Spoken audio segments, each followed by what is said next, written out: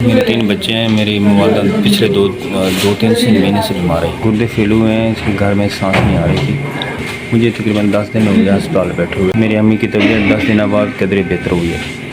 मेरी अम्मी के 4 डायलिसिस हुए हैं, 1 क्लैंड डली है, 1 स्टूला डला है। जितने दिन यहाँ रही है मुसलसल से ऑक्सीजन लगी।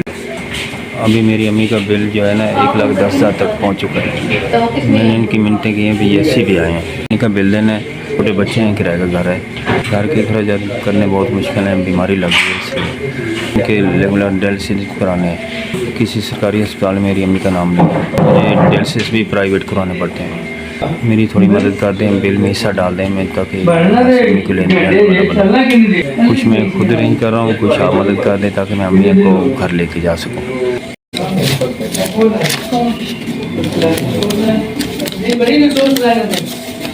20,000 पूरे। यस, आपका शुक्रिया। आपने 20,000 रुपये मदद मुझ तक पहुँचाई, मैं आपका एहसान मानता हूँ। की तरफ से मुझे 20,000 रुपये ने मेरी मदद की, आप सबकी मदद करें।